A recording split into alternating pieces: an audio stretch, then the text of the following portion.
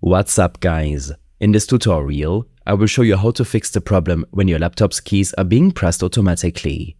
This should be quite an easy tutorial. For more information, click on the first link in the description below. In your Start menu, search for Device Manager and hit Enter. In the Device Manager window, expand the Keyboard section to reveal the list of all connected keyboards to your Windows PC.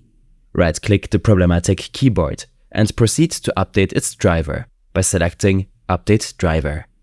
On the next window, select Search automatically for updated driver software and wait a moment until this process is done. Once updated, restart your PC and it should fix the issue. If this method doesn't work for you, then proceed to uninstall the problematic keyboard driver from your PC via the Device Manager application. To do so, head back to the Device Manager and, after right-clicking it, select Uninstall. The driver will be reinstalled after a system restart.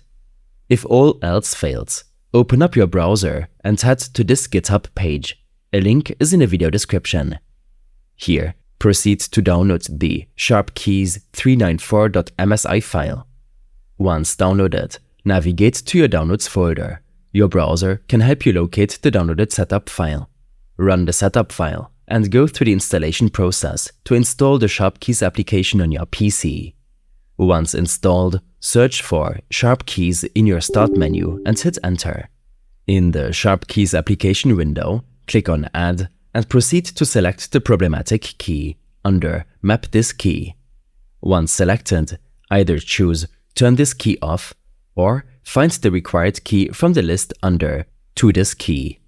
Once done, click on OK and then write to Registry. Restart your PC and it should fix your keyboard's key auto-pressing issue.